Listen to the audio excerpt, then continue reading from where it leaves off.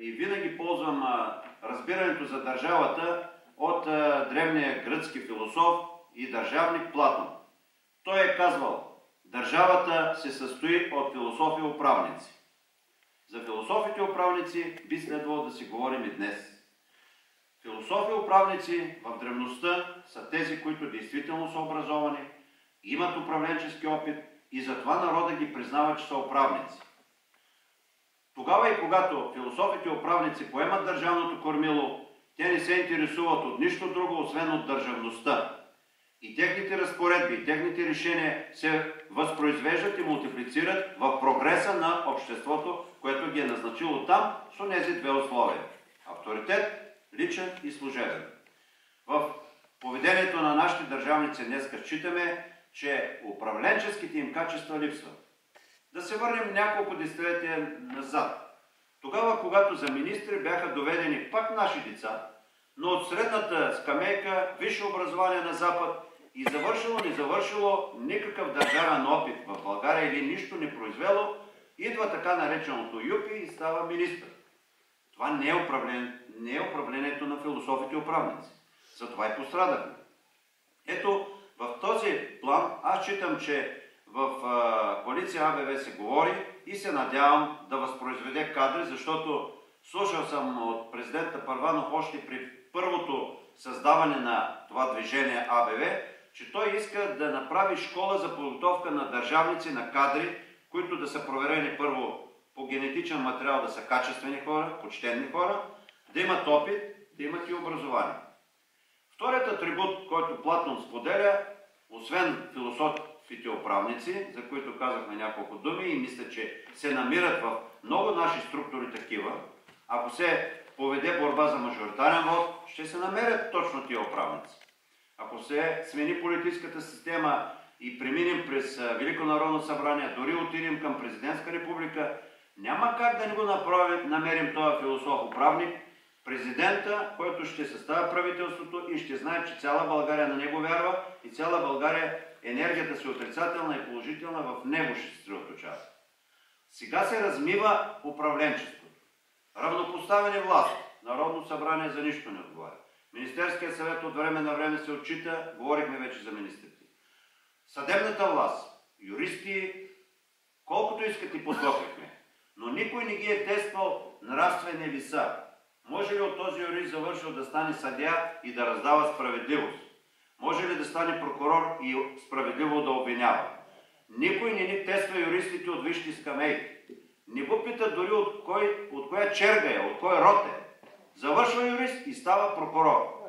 Аз се радвам сега, когато ги разследват тези хора, а пък ако ви се падне да сте ръководител някой юрист-консулт, не знам колко дни ще минат, за да ви каже истинското си становище да вземеш решение. И по-добре да не ги слушаш. Аз мисля, че ние тъпчем на место и поради тази си юридическа образованост. Не могат да вземат управленците решения, юристите ги плашат и всичко се отлага и администрацията чака и не се ангажира с нищо. Ето това е първата част на държавността, която ни липсва. Заедно с нравствеността. По втората част, за която аз съм болезнено настроен и в тази зала съм говорил пред мои колеги, когато беше Трета армия тук и аз служих в Ямбол като командир на дивизия. Втората част на държавността, това са така наречените стражи войни. Платон ги нарича стражите войни. Стражите войни, това са въоръжените сили и всяка държава, която няма стражи войни или няма армия, тя значи се е лишила от един основен атрибут. Държавата има основен атрибут въоръжените си сили.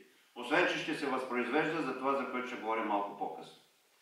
По тази тематика считаме, че българската армия, която стана професионална, стана член благодарение на своята бърза реформация и беше приета в НАТО, страда от управленческа способност на днешното поколение, което промени закона, написа нова бяла книга за отбраната и постави министъра на отбраната по презумпция цивилно лице за върховен главнокомандващ и стратегически командир.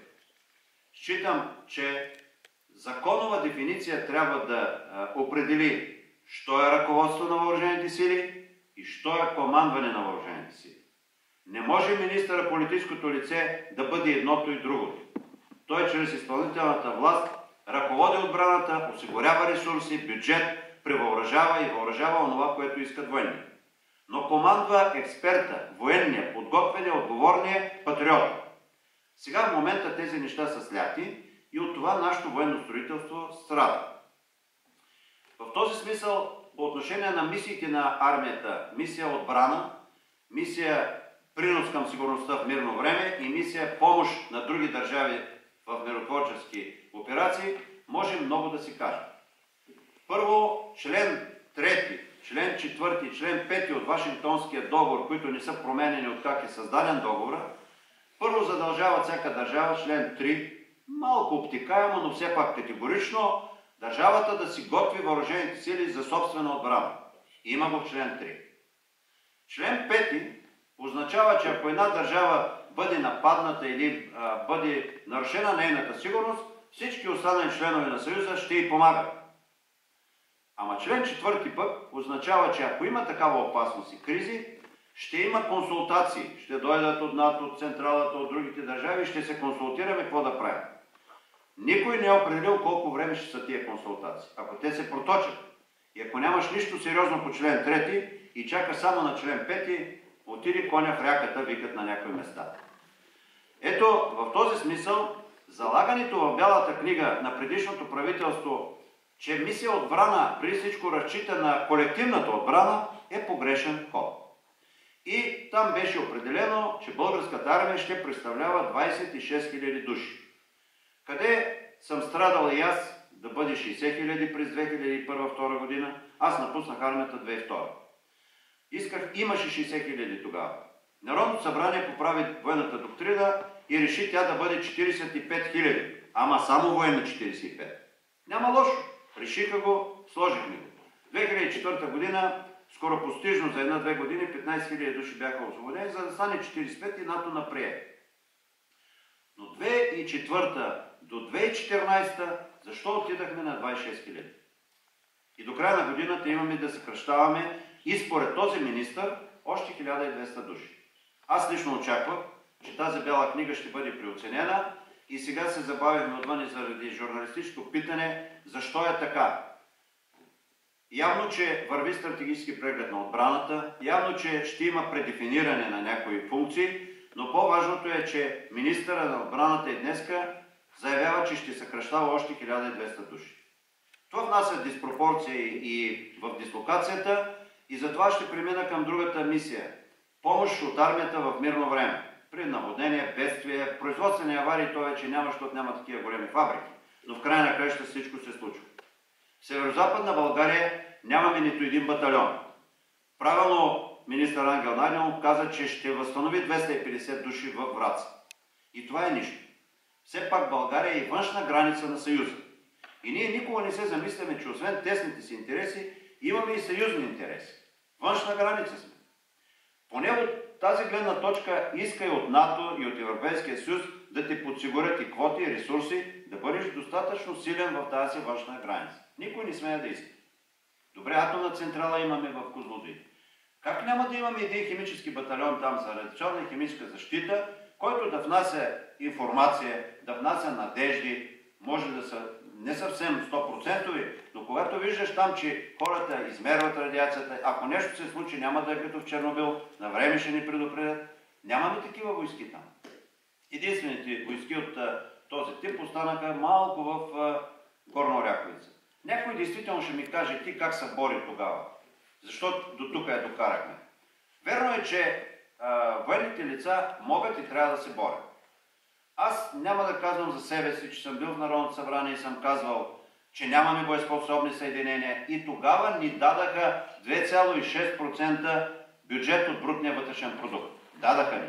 И направихме бригади боеспособни. Сега брутният вътрешен продукт за армията, бюджета на армията е 1,1. Пише се 1,3, а както чуваме в речта на Върховния главнокомандващ президента и на министъра на отбраната по повод празника на армията, щял да бъде 1,5. За европейските страни и за другите държави от НАТО той е 2 и на 2. И това е положението с стражите войни, но третата мисия е да изнасяме ли войски навън. За голямо съжаление, нашите професионални войници искрено желаят да ходят навън. И вие се сещате защо. Защото има командировъчни. И защото тук, общо взето, не могат да спретнат от заплатата си и с помощта на съпругите си или съпрузите, защото имаме много момичета в армията, да спретнат една къщичка за своето семейство. Защо казвам така?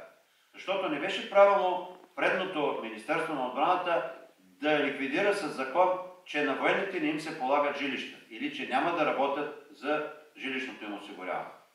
В край на кращата това беше едно нормално, морално задължение на държавата, като влезе да служи там, да знае, че като пораснат децата му, ще имат поне покрив.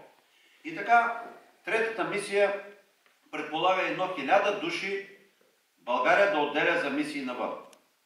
По-лошо е, че някога това се решаваше с специално решение на Народното събрание. Сега вече нещата паднаха за решение на правителството. И доколкото и военните имат желание да ходят, и доколкото вече са структурирани в батальонни бойни групи, те като цяло отиват организирани. Но тук е мястото да си кажем за нашите грешки по тази мисия. В Камбоджа от вас някой не я помня, 10 души загинаха. Какво правихме в Камбоджа? Цял батальон. По-лошо е, че не икономизирахме нашето участие. Нищо не се получи. В Ирак участвахме, дългът ни го върнаха. В Афганистан участваме, почти нищо като демокрация. Нито Русия наложи, нито Америка наложи. Ние имахме приноси с бомбардирането на пещерите в Афганистан, борба с тероризма от нашето летище Сараево. Самолетите цистерни тук бяха, а на Черно море се зареждаха бойните самолети. Така че по тая третата мисия ние наистина можем доста да се позамислим. И аз не случайно споделих, че би следвало да се пита народа и да се отчита общественото мнение. Трябва ли да участваме в тази или онази задгранична мисия? И така, малко казах и за втория атрибут на държавата.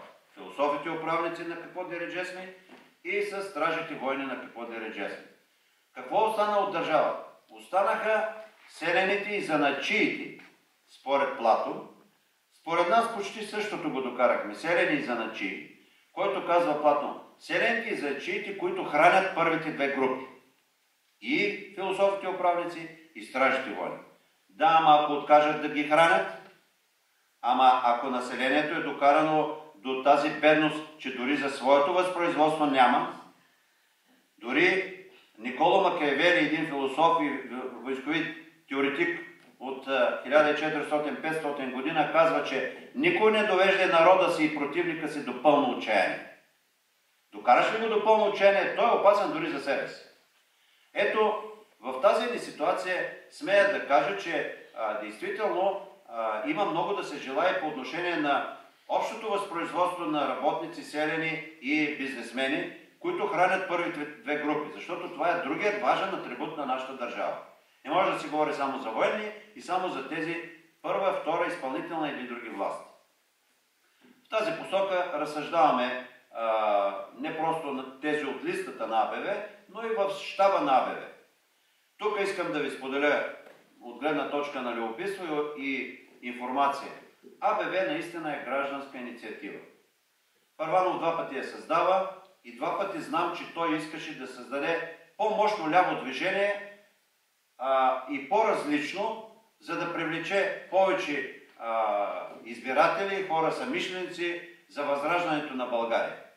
Това първият път не се получи. Получи се една диспропорция за война, за разцепване на партии и прочие неща.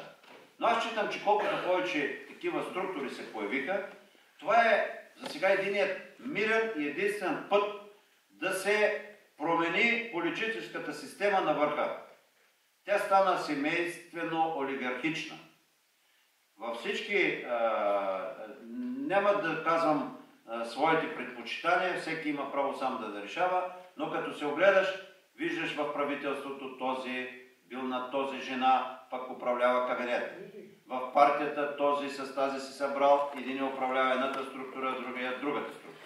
Ако и бизнеса вече е там и ги снабдява, няма как да се промени това, за което си говорим.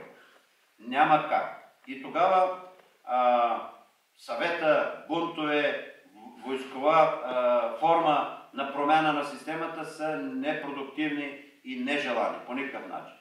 Ама когато се раждат нови граждански движения и в тях влизат по-качествени хора, и ако избирателите решително настояват за мажоритарен вод, няма как да не се развият тези кръгове, тези елити, които не допускат никого други освен себе си. Винаги са в листите 20-25 години. Как пък един не излезе от тях след 25 години? Надявам се първо, че е спестил някой лев. Второ, след като са ковали закони и управляват умно и разумно, и с тези левчета, които са спестили, как ни възродиха, да кажем, в Шивачево, едно от предприятията или на мина? Да я купи с тия парички и да почне да я ръководи, след като 25 години не ръководят. Значи, този елит в момента се нуждае от радикална промяна, но не от юпета, а от хора, които са възпроизвели нещо за държавата и себе си, които са отгледали деца и знаят какво е човешкият живот, неговата ценност за тази норма, за която говорихме.